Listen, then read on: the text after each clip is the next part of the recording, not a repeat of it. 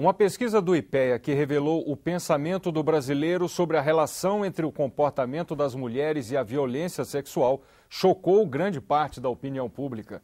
O Instituto reconheceu ter cometido um erro numa das respostas, mas a polêmica permanece. Aqui no Senado foi aprovada na Comissão de Constituição e Justiça uma proposta que transforma o assassinato de mulheres em homicídio qualificado. Para falar sobre o tema, o Cidadania conversa agora com o promotor de justiça Tiago Pierobon, coordenador do Núcleo Pró-Mulher do Ministério Público do Distrito Federal e Territórios, a quem desde já agradeço por ter comparecido, ter aceitado o nosso convite. Promotor, inicialmente pensava-se que 65% dos brasileiros aprovavam, quer dizer, consideravam que a mulher era culpada por ter sido estuprada no caso dela usar roupas curtas.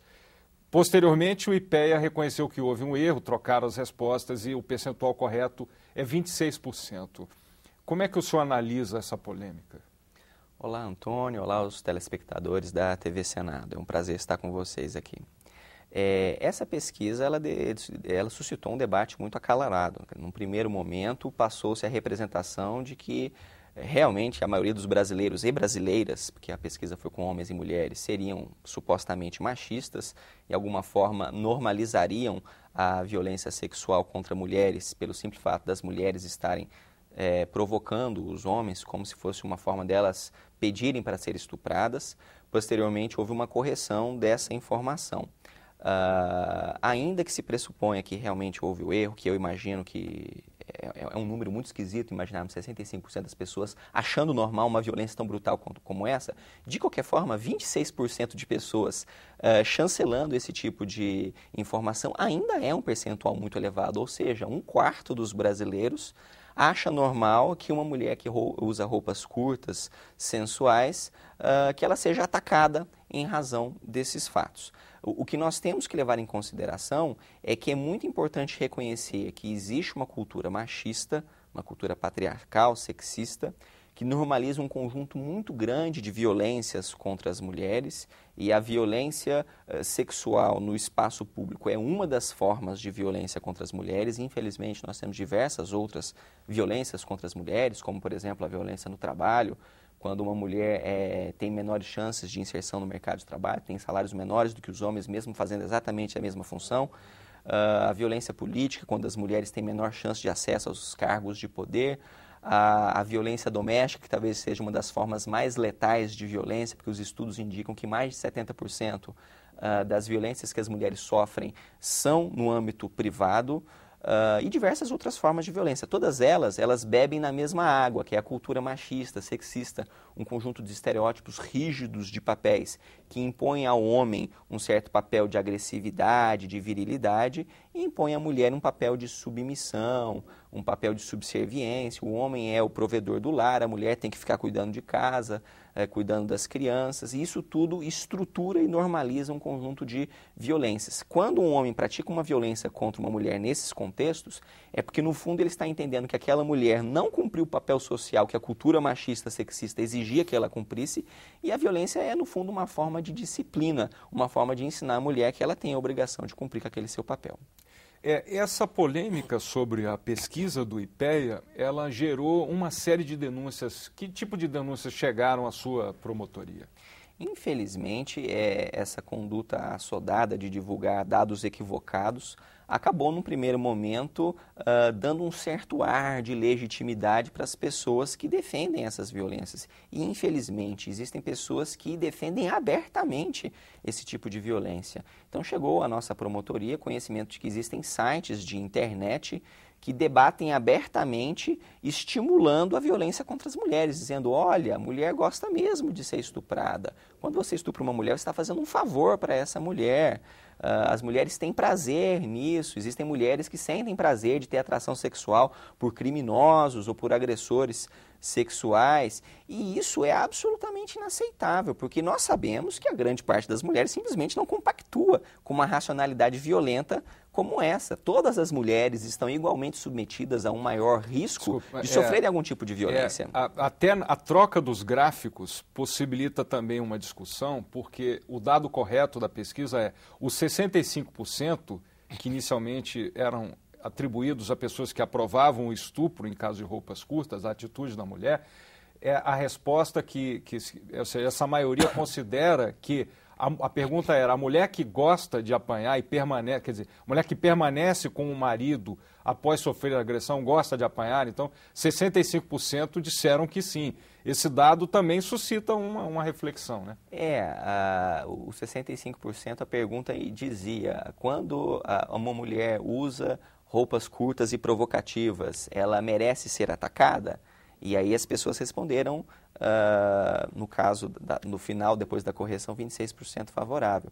Mas mesmo assim me causa uma estranheza. Como é que um dado tão chocante como esse, que certamente seria a manchete do jornal, digamos assim, não sofreu uma análise mais criteriosa pelos pesquisadores do IPEA? Quer dizer, algo sério como esse tinha que se confirmar. Gente, mas será que realmente 65% das pessoas entrevistadas são favoráveis a uma aberração como essa? Vamos confirmar os nossos dados para ver se é isso mesmo. Quer dizer, se o pesquisador achou que era tão normal o resultado a ponto de divulgar sem as cautelas de se precaver, é talvez porque as pessoas mesmo tenham a representação de que isso é de alguma forma normal, quando simplesmente não pode ser normal se aceitar que uma mulher pode ser estuprada por estar andando sozinha em via pública com roupas supostamente provocativas. Quer dizer, a mulher tem que ter o direito de se vestir como quiser e de não sofrer nenhum tipo de violência. Absolutamente nada justifica a violência. No fundo, o que nós estamos discutindo aqui é a racionalidade machista e patriarcal de imaginar que uma mulher andando sozinha na rua com roupas supostamente provocativas, no fundo, não é uma mulher de bem. É uma mulher que de alguma forma está pedindo alguma coisa e que quando eu vou lá estuprá-la, no fundo eu não estou fazendo uma violência, estou fazendo um favor para essa mulher. Isso é uma racionalidade machista que tenta normalizar a violência, isso não pode ser aceitado. Os números da violência contra a mulher não sofreram nenhum abalo, mesmo com a Lei Maria da Penha, que já tem 10 anos? Olha, existe controvérsia sobre esse tema. Existe uma pesquisa, novamente, do IPEA, do ano passado, que indica que os números de feminicídio, eles deram uma decrescida logo após o advento da Lei Maria da Penha e, na sequência, eles voltaram a crescer, de forma que hoje eles estão um pouquinho maiores do que havia no início da Lei Maria da Penha, mas se a gente olhar alguns anos antes, já vinha numa taxa de decréscimo, ou seja, no fundo é como se disséssemos que não mudou nada na taxa de feminicídios. Eu tenho sérias reservas contra essa pesquisa. Primeiro eu me pergunto, será que antes da Lei Maria da Penha realmente nós tínhamos uma estatística acurada que conseguia realmente contabilizar esses casos de feminicídio? É uma pergunta que fica. Segunda questão, ainda que eventualmente tenha se mantido os mesmos índices de feminicídio, o que nós não podemos deixar de considerar é que o sistema hoje ele é mais justo do que ele era antes do advento da Lei Maria da Penha. Ninguém questiona isso. Antes da Lei Maria da Penha, a mulher sofria violência e tinha que ficar calada, porque de certa forma era o normal. E se ela ousasse denunciar, ela era encaminhada para um juizado especial criminal, em que forçavam uma conciliação para essa mulher, depois de toda a dificuldade que ela teve para denunciar a violência. E da mesma forma, ainda que ela conseguisse vencer a etapa da conciliação, o agressor ia receber uma transação penal, via de regra, algumas cestas básicas. Era a sensação absoluta de banalização da justiça. Então, hoje nós temos mecanismos para darmos medidas protetivas de urgência a essa mulher, para prendermos o agressor que desobedece essas medidas protetivas, para responsabilizá-lo de uma forma mais séria, tornando incondicionada a ação penal do crime de lesão corporal, porque se entende que hoje isso não é mais uma questão privada, isso é uma questão de interesse público de dar uma resposta. Agora, o que nós não podemos deixar de levar em consideração é que a grande maioria desses feminicídios são aquilo que tradicionalmente nós chamamos de crimes passionais. É aquele crime de impulso, no calor da discussão a pessoa, entre aspas, perde a cabeça e pratica o crime. Por que eu digo entre aspas? Porque, no fundo, quando alguém decide perder a cabeça ou tolera que se perca a cabeça por conta de um conflito, é porque, na verdade, existe um conjunto de representações socioculturais que estão internalizadas nesse homem que pratica o ato de agressão desde quando ele era criança, que, de alguma forma, tornam como normal, como natural, praticar aquele ato de violência e, de certa forma, até exige do homem uma postura de violência. Por exemplo, um dos piores xingamentos que um homem pode receber na nossa sociedade, além daqueles que o equiparam a uma postura de homossexual, que novamente tem um recorte de gênero, né? Homem não pode ter comportamento de mulher, homem tem que ser homem. É o comportamento que xinga o homem de corno manso. Quer dizer, o que é a lógica do corno manso? É a ideia de que na cultura machista e sexista o homem não pode ser traído, porque se ele foi traído é porque ele não foi homem suficiente para assegurar a fidelidade da sua mulher, e que se eventualmente ele foi traído, ele não pode ficar passivo diante dessa traição. Ele tem que reagir e reagir com violência. Porque se ele não reagir com violência diante dessa traição, ele não foi homem o suficiente, ele não foi macho o suficiente, ele vai sofrer uma série de chacotas por parte de outros homens por não ter se comportado como a cultura machista exigia que ele se comportasse. Então, quando a gente fala de crimes passionais, no fundo, a gente está falando de crimes que são normalizados pela cultura sexista e machista. E é nessa cultura que a gente tem que fazer a intervenção. O senhor falou em feminicídio. Recentemente, a Comissão de Constituição e Justiça aqui do Senado aprovou o projeto que introduz no Código Penal essa figura do feminicídio, ou seja, o homicídio contra mulheres passa a ser um homicídio qualificado. O senhor é favorável a essa proposta? Com certeza. Existe uma recomendação da ONU de que todos os estados passem a criminalizar de uma forma mais séria o homicídio de mulheres praticados com fundamentação de gênero. Eu entendo que a criminalização do feminicídio ela é legítima pelo menos por 3 argumentos. O primeiro argumento é uma questão de justiça.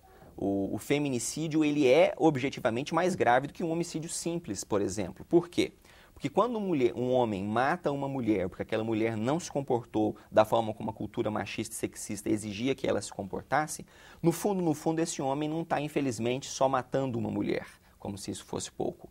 Na verdade, ele está matando um grupo, é isso? Ele está matando aquela mulher, está mandando uma mensagem para toda a sociedade, para todas as outras mulheres. Mulheres, não ousem desafiar o conjunto de representações da sociedade machista, porque a mulher que ousa desafiar essas representações sofre uma violência extrema, que é o caso da morte. Então, no fundo, quando um homem mata a mulher porque ela estava andando com roupas curtas na rua e o homem foi lá, praticou estupro e, na sequência, matou essa mulher, ou então um marido ou um companheiro que chega em casa, o jantar não está pronto e dá uma surra na mulher e mata a mulher porque ela não cumpriu o seu papel de mulher, no fundo ele está matando aquela mulher e está falando para todas as mulheres, não nos desafiem, nós homens, nas nossas representações, porque nós somos violentos, nós vamos disciplinar as mulheres que forem insubmissas. Então é mais grave e por ser mais grave tem uma objetividade jurídica mais alargada e merece, portanto, uma punição mais agravada. Sem contar que no fundo, todos esses feminicídios já eram homicídios qualificados. Nós só estamos explicitando aquilo que nós já fazíamos antes. Não tem mais punição. No fundo, é a mesma punição,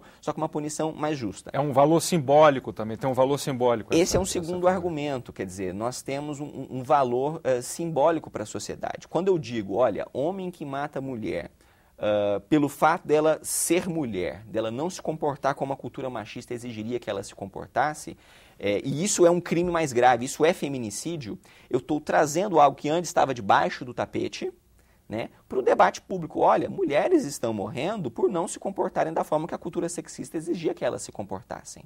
Então, isso tem um valor simbólico de comunicação social muito importante. Existe feminicídio. Né? Estamos reconhecendo isso como algo que é diferente de simplesmente mais um homicídio. Isso é algo que é diferenciado. Eu trago isso para o debate público e isso tem o possível valor positivo de induzir reformas, mudanças nos comportamentos sociais. E o terceiro possível argumento, que também é muito importante, é um argumento pragmático, né? Muitas vezes de estatística. Hoje, se perguntarem ao Poder Judiciário quantos casos de mortes de mulheres em contexto de violência doméstica ou de estupro seguidos de morte existem, muito provavelmente vão ter dificuldades de levantar esses dados. Quando eu crio um tipo no Código Penal, o que vai acontecer é que os inquéritos policiais vão ser autuados com a tipicidade do feminicídio, os processos judiciais vão receber essa autuação e vai ficar muito mais fácil, a médio e longo prazo, nós obtermos melhores estatísticas, mais fiáveis, no sentido de documentarmos se essa quantidade de feminicídios tem aumentado, tem diminuído, quais são as políticas públicas importantes para enfrentar esse problema. O senhor é um especialista no tema, estudou a experiência internacional e até escreveu um livro, queria mostrar aqui, Modelos Europeus de Enfrentamento à Violência de Gênero. É um lançamento da Escola Superior do Ministério Público da União. E onde é que as pessoas podem encontrar esta obra? Essa obra ela está sendo editada por uma instituição pública, né, que é a Escola Superior do Ministério Público da União. A tiragem dessa publicação ela vai ser encaminhada para os principais centros de pesquisa e bibliotecas de todo o país. Portanto, todas as universidades públicas federais e estaduais, as suas bibliotecas vão receber um exemplar dessa obra. As principais universidades particulares também vão receber. As instituições públicas, as instituições feministas, grupos de pesquisa especificamente dedicados ao tema da violência contra a mulher, da mesma forma como as principais autoridades públicas que estão encarregadas desse enfrentamento. A ideia com essa pesquisa, portanto, Essa pesquisa, me parece que é Espanha, Portugal, quais foram os países que o senhor analisou e o que eles podem nos ensinar no tocante a esse tema? Então, foram 4 pesquisadores que participaram dessa pesquisa, eu fui coordenador da pesquisa.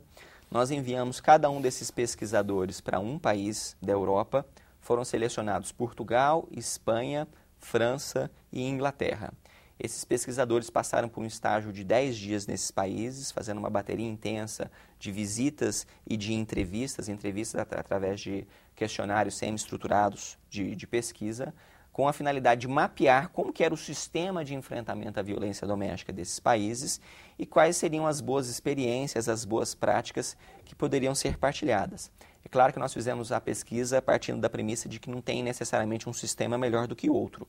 Todos os sistemas têm possíveis boas experiências, possíveis desafios ainda a serem vencidos, mas o fato é que o fenômeno que está na base de todos esses sistemas é o mesmo. Infelizmente, cultura sexista, normalização de violência contra a mulher existe em todos esses países. Talvez no Brasil nós tenhamos um fenômeno mais grave do que nesses países, porque tem objetivamente mais casos de violência doméstica. A nossa cultura latina, né, da perspectiva machista é muito forte ainda no Brasil, mas mesmo nesses outros países, Inglaterra e França, por exemplo, tem muitos casos de violência doméstica. E, portanto, o importante é saber como que esses países e as políticas públicas e as organizações feministas desses países reagem a esse fenômeno da violência doméstica. Mas lá me parece que, como assim, de resto, em relação a toda a criminalidade, há menos impunidade, ou seja, as pessoas são punidas. Sim, sem dúvida. O que é interessante verificar nesses países é que a ideia de punição, ela também tem um sentido diverso. O que eles entendem lá é que é muito importante que o Estado dê uma intervenção no conflito, que o Estado responsabilize o agressor por aquilo que ele fez.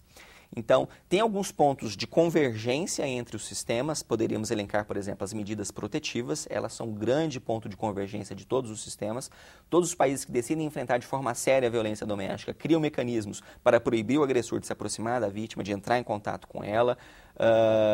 Tivemos como ponto de convergência as intervenções psicossociais com os agressores, que estão previstas na Lei Maria da Penha com a equipe multidisciplinar, que faz parte do sistema dos juizados. O agressor é obrigado, assim, em um acordo, ele é obrigado a submeter esses tipos de acompanhamento, porque eles entendem que fazer esse tipo de intervenção com o agressor é uma forma de proteger a mulher, porque é uma forma de assegurar que a escalada da violência tem um breque. Isso não significa que, claro, que todos os que fazem esse acompanhamento necessariamente vão parar, mas existe uma maior probabilidade dele parar a escalada da violência sendo responsabilizado e tendo uma intervenção reflexiva do que simplesmente não tendo nenhuma intervenção desse tipo, né? Alguns países trabalham com aquele sistema do telefone de emergência, que para os casos mais graves se dá um telefone para a vítima, que numa situação de possível ataque ela faz contato com as forças policiais e tem um acompanhamento daquela situação. Que nós temos aqui também, né? Alguns estados do Brasil estão começando com esses sistemas também. Em alguns locais chama telefone do pânico, em outros locais chamam telefone de socorro, enfim. Mas tivemos também algumas divergências de sistema.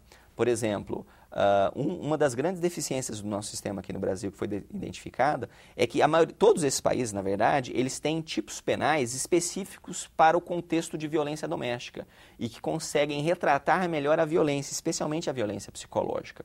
Hoje no Brasil nós não temos um tipo penal de violência psicológica. Isso é um problema. Mas o assédio moral doméstico, então, não existe? O que nós temos aqui no Brasil e quais são os grandes... E isso nos outros países tem? Quais são os grandes campeões, digamos assim, de incidência penal em violência doméstica? São o crime de lesão corporal, a contravenção penal de vias de fato, né, que são os contatos físicos violentos, a lesão corporal machuca, a contravenção penal não lesiona, o crime de ameaça e o crime de injúria, que são os xingamentos. Qual que é o problema no Brasil? É que a ameaça é de ação penal pública condicionada à representação e o crime de injúria é de ação penal privada. Todos os países caminham no sentido de considerar todos os crimes praticados em contexto de violência doméstica contra a mulher como crimes de ação penal pública incondicionada. Então, hoje no Brasil, nós ainda não conseguimos ter uma resposta plena para os crimes de ameaça e os crimes de injúria. E veja, às vezes a gente fala assim, a injúria foi só um xingamento.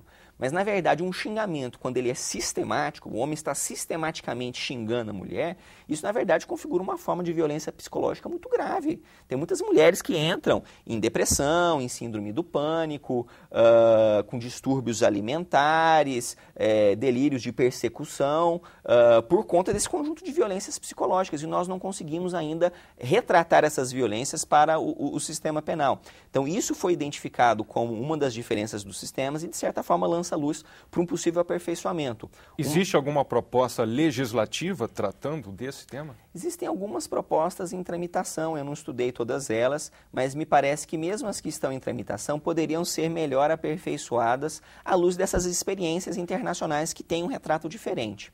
Uma outra diferença entre os sistemas, que esse é um tema altamente polêmico aqui no Brasil, é que todos os países investigados, eles trabalham com a ideia de acordos processuais. Ou seja, eu faço uma investigação e no final dessa investigação eu faço um acordo com o agressor em que ele já aceita receber a pena imediatamente e cumprir aquela pena. Eles veem lá no exterior esses acordos processuais como uma forma de agilizar a justiça e de fazer uma intervenção mais efetiva sobre esse agressor. Aqui no Brasil, nós optamos por uma outra linha. A Lei Maria da Penha, apesar de prever a intervenção psicossocial com os agressores, reservou isso só para o momento da execução penal e, a princípio, não deu liberdade para se realizar acordos processuais. Todos os sistemas têm a parte boa e a parte eventualmente negativa. A parte positiva de um sistema como esse é que vamos institucionalizar as condenações. Mas a eventual parte negativa desse sistema que nós estamos aplicando no Brasil é que hoje a grande maioria dos juizados de violência doméstica contra a mulher, infelizmente, estão tendo que conviver com altos índices de absolvição. E por que os processos eventualmente não conseguem chegar a um bom termo? Porque o procedimento da justiça, por um lado, ele é burocratizado, né? Muitos processos, muita pauta de audiência, muitos estados não estão estruturando de forma adequada os seus juizados de violência doméstica contra a mulher. Esse é um problema que tem que ser enfrentado também. Mas, por outro lado, muitas vezes a própria vítima, alguns meses ou anos após o fato, ela não quer mais que o agressor seja responsabilizado. Então, apesar dela não poder arquivar o processo, ela muitas vezes pede para que ele seja absolvido em juízo. Promotor, esperamos tê-lo em outras oportunidades aqui para conversar sobre o mesmo tema. Obrigado por essa entrevista. Foi uma satisfação. Continuamos lutando aí pela efetividade dos direitos humanos das mulheres. Muito obrigado. O Cidadania conversou sobre violência e questões de gênero com o promotor de justiça e coordenador do Núcleo Pró Mulher do Ministério Público do Distrito Federal e Territórios, Tiago Pierobon.